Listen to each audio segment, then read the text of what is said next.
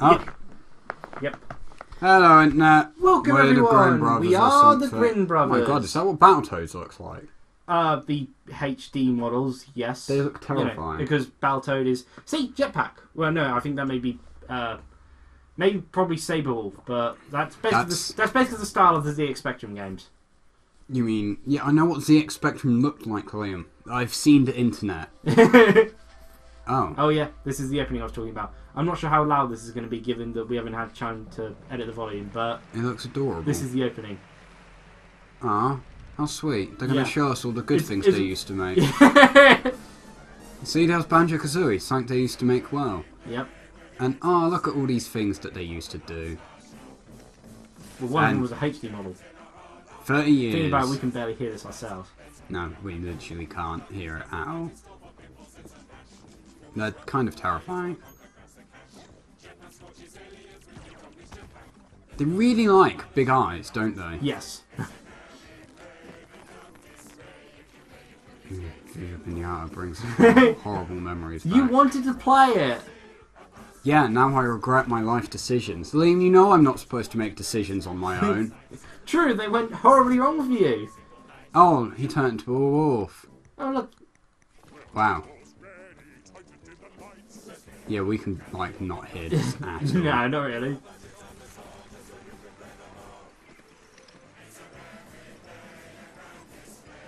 They're singing a song, but I can't tell what they're You singing. can't hear it.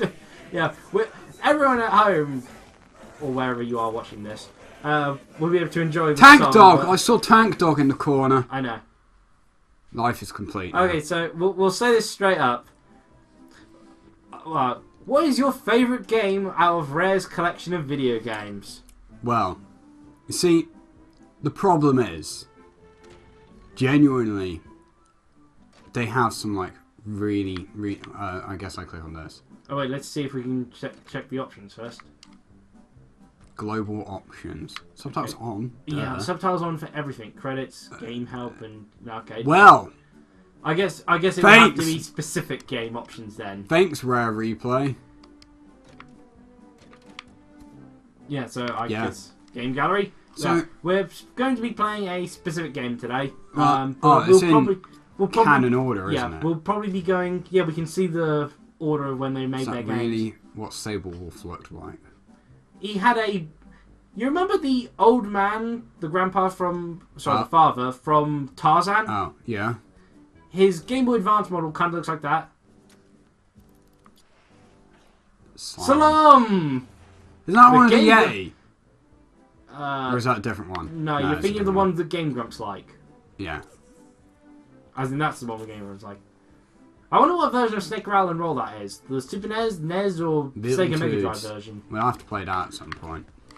Oh, that? The arcade version of Battletoads. Isn't that one like even harder? No, that arcade version is actually easier, which is really weird.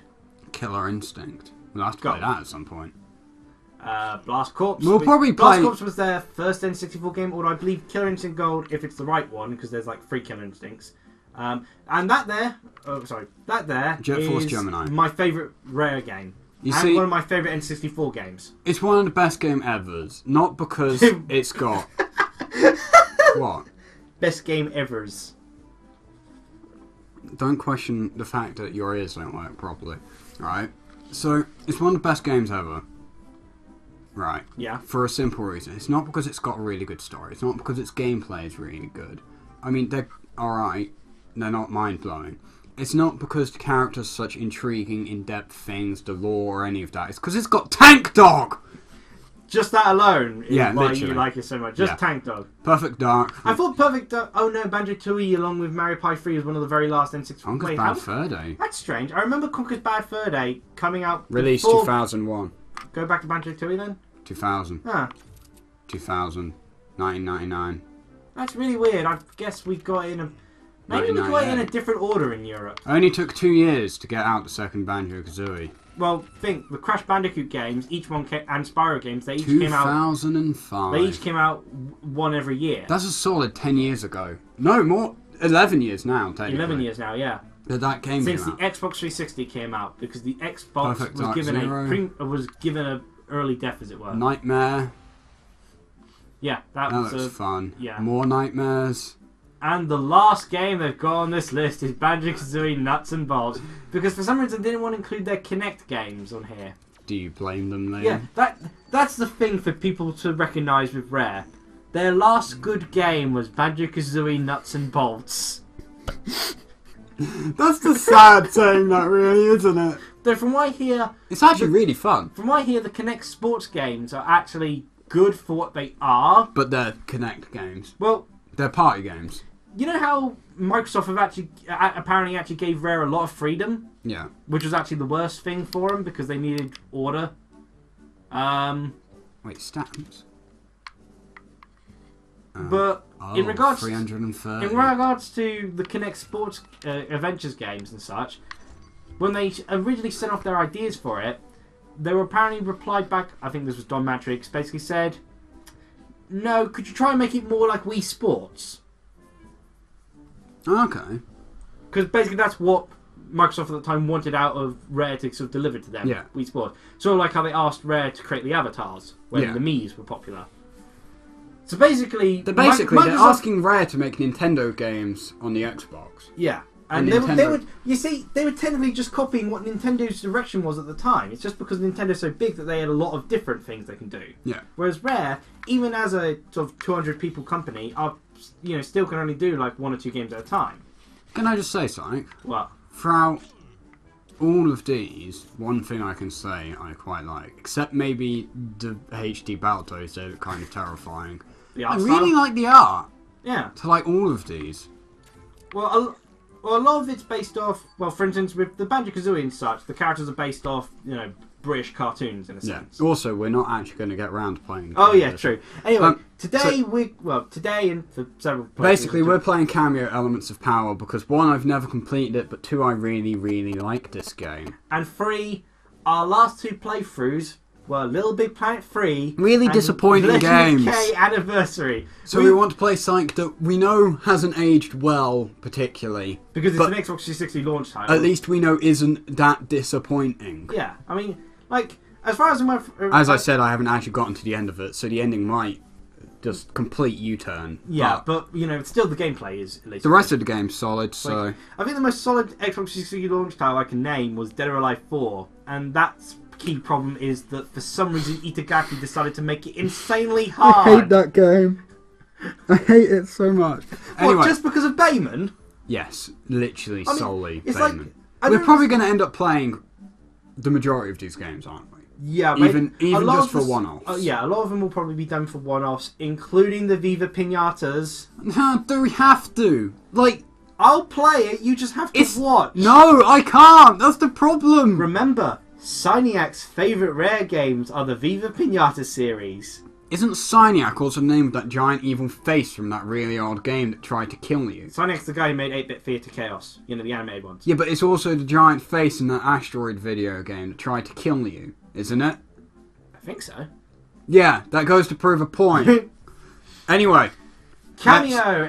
Kameo, Elements of Power. Wait, Well, 1 to 2? Oh yeah, no, it was 2-player, wasn't it? The multiplayer in this game sucks. Oh, no, yeah. To reach milestones in this game, make sure you're connected to Xbox Live when playing. I am. Okay.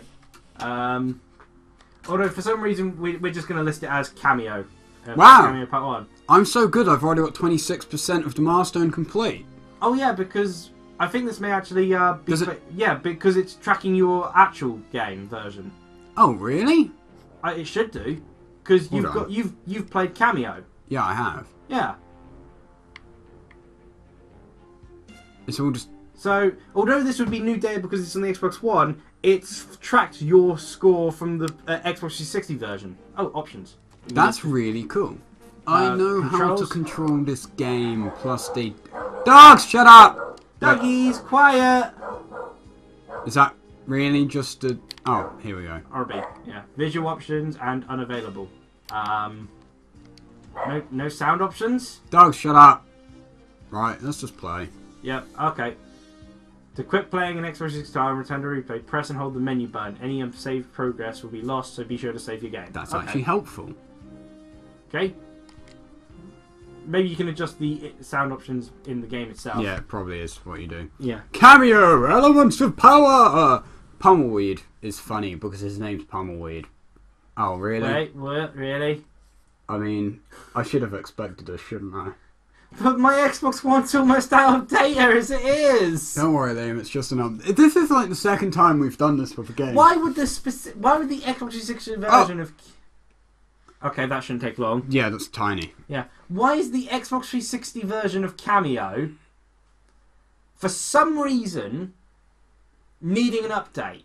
Don't question it. Like, shouldn't they have just ported it? During this, can I talk about something that I actually want to talk about? Okay. Current gen controllers. We have the Wii U gamepad, the Xbox One controller, and the PS4 controller. There was also the Ouya controller. Out of the ones that are still alive and still going. The SteamOS controller. No one cares about the Steam controller. And... As in, literally... Are we also including Wii U Pro controller, or just the primary Just the gamepad. Just the primary controllers for the primary consoles. Okay, yeah, of the three. In my opinion... I've used all three. I'm not sure about you. I've used all three as well. Okay. I don't like any of them. I'll be perfectly honest. The gamepad is a nice idea because, you know, of course, it's going to be a bit weirder to get used to because it's based around a gimmick. So I expected it to be a bit weird. However, I don't particularly enjoy it. I like the idea behind the gimmick, but I feel it works better with the DS than the gamepad. It could have probably been smaller with its gimmick. Like, for instance, when they were originally pitching the Wii U gamepad, I kind of thought they were hinting that you could use the 3DS as a replacement controller. Like, if you didn't have a gamepad, you could use the 3DS. I think maybe slightly bigger than an XL would have been fine. If they had a new 3DS XL with a decent control stick, that could have effectively been a Wii U gamepad controller. Yeah. I'm going to say right now that Wii U gamepad is my favourite controller of all time. I like its features that it allows just from having that screen alone. Yeah. Off TV play alone is an amazing feature. I will admit, the additional screen is amazing. I like the feel of its triggers, and I like the symmetry of the control sticks. Like, I think that's actually better. Yeah. How the control sticks, you know, both the control sticks up, unlike the PS3's down, and both of them parallel, unlike the Xbox 60s. Well, to be fair, the Xbox Ones I'm very much used to because I've used it a lot. But I do agree with you, having them symmetrical kind of thing does work better. I think the Pro controller's a bit too small with how they squish the buttons in, but, for the gamepad, I feel the you know... PS4 controller. I don't like its feel very much. It feels like a PS3 controller that's been elongated. Or like an underage girl. The buttons don't feel as smooth as the PS3 did. No. Or the PS2. No. They feel kind of clunkier and stuff. PS2 was the best of the Sony controllers in my opinion, because when you look back at the PlayStation... It's a perfected PS1 controller. Yeah, because when you look back at the PS1, if you count the original model, it didn't actually have to be fair, the PS3 sticks. Controller basically is just a PS2 controller. Shush! Quiet dogs. No, the problem with the PS3 controller, in my opinion, is the 6-axis. R2 and L2. Oh. The 6-axis is also terrible, but the R2 and L2 I don't like. They're like trying to be triggers, but they're not well done as triggers. Like Dreamcast, Xbox controllers, and the Wii U gamepad, they've got much better triggers. Yeah. The PS3 triggers I don't like in any way. I can agree with you on that. And the PS4... It's too light. It's too small. Like it feels like a paperweight. Yeah, it feels too like the Wii remote has more weight because the Wii remote had batteries put into it, so it always feels heavier. The PS4 controller feels too small. It doesn't have much girth to it. You see, my problem is I can't properly fit my hands around it because I've got bigger hands from the seams of it. It's like holding a Wiimote sideways. You just don't do it. Yeah, sorry, holding the Wii remote. Yeah, I will admit, the Wii remote isn't really that nice of a controller if you're holding it sideways. I mean, it works well with the nunchuck, but the problem is it's a gimmick controller. It works well for some games in terms of what it can do. For instance, Wario Land Shake Dimension, because it at least works well for the shaking thing. But you could have done that with a bigger controller the same way if you just had the same motion sensor in it to do the shaking. Then I'll move on to the Xbox One controller because we're also running out of time whilst waiting for this. We'll begin the episode. Part 2 will be us playing the game. The Xbox One controller feels like they took the 360 controller, went, right, okay, we have a really good functioning design that could do with one or two improvements, but overall is pretty solid. That being the main improvement needed. Yeah, to be fair, I agree. The D-pad. The D-pad is better. The D-pad was the only thing that I could outright say sucked in the Xbox 360. What are these trigger and bumpers? Ooh, okay. They're different in design, but I'm sort of okay with them. The triggers aren't as good as the Xbox 360. And it's still doing it. Yeah, and right? They are kind of close, crunched up together. Squished together in this weird, malformed, like, solid... I think they were trying to go for like a smooth sort of connection to it, rather than having that small plasticky gap. The trigger is like 5 times bigger than it needs to be because they decided to add this weird curve.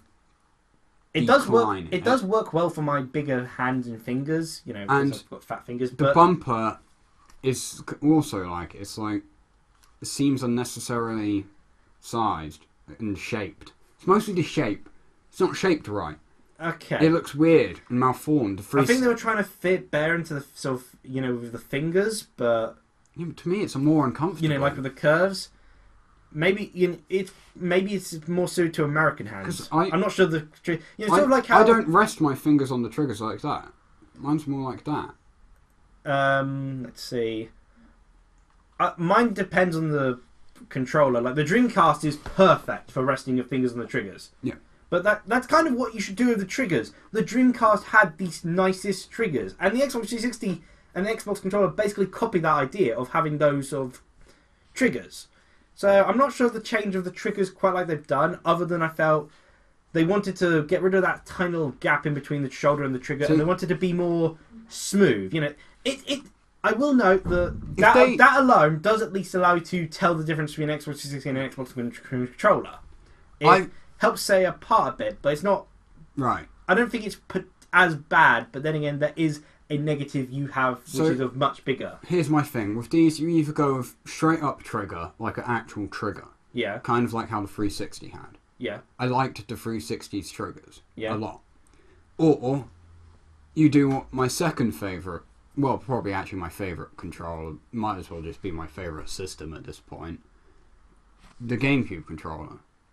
Where it was literally... Those weren't triggers, those were analog shoulder pads. It's the same thing. So that's actually the L and R buttons you're talking about here. Yeah, they were comfortable though, because they were literally designed like properly to fit your fingers. This isn't. I would say that's the one improvement the Wii U gamepad could have. Other than making it slightly smaller, so that more people are used to it. Although I think it's perfect for my hands. Yeah. The L and R buttons should be like GameCube style analog controllers. GameCube controller is because amazing. You know it's missing. It's missing that analog shoulder button thing where you know it's pressure sensitive. Yeah. That's why they can't port Super Mario Sunshine to it. Because Super Mario Sunshine was built entirely around the L and R buttons. Yeah, I love that game. As I hate it, because godforsaken Sandbird. I actually did pretty well at that part. You want to be punched in the face. We should probably end. It's not like we're going anywhere. You have one more point to make about the Xbox One controller, though. What? You have one more complaint, remember? Oh, no. What? You know? Oh, yeah. It keeps disconnecting.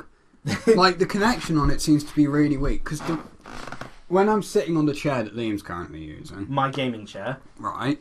I sit with my knees up and my controller between, like, my legs and my body. Whereas I sit cross-legged all the time. And so, I'm leaning back playing the games. And for some reason, I don't know what it is, but it constantly disconnects.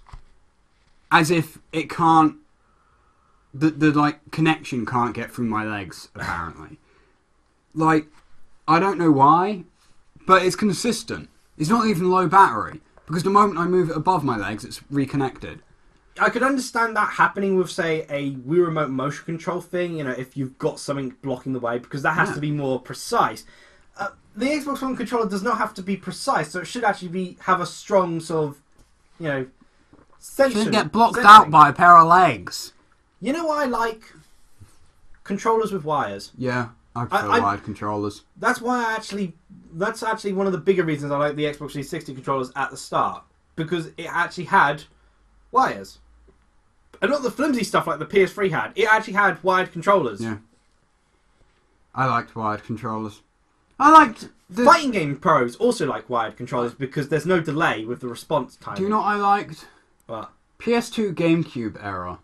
The 6th gen. You like the 6th gen? Yeah, PS2 GameCube era. Xbox, I guess, as well, but we didn't actually have one.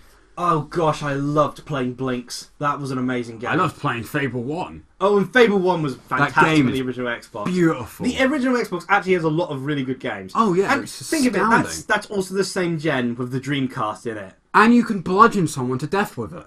Yeah. But Liam, Dreamcast is still alive in this gen. Yeah, I actually saw a list recently, which was of games coming out for the Dreamcast in 2014 and 2015, and it was like 20 games, and it's like, you won't let the thing die! It's never once had a break. Sega released their last Dreamcast game, I think, in 2004, which was a Puyo Puyo game. That's still pretty... Yeah, it was a Puyo Puyo game in Japan only for the Dreamcast, and it was also available on PS2, Xbox, and GameCube. Can I just point out, we have a 20-minute long video of us starting up a game, spending at least like 5 to 10 minutes going through a menu, and then another 10 minutes downloading a game. Yep. And now it's about to begin, so we're going to stop quickly and set the next one up? Yeah? Yeah. Cheerio, everyone! Toodaloodles.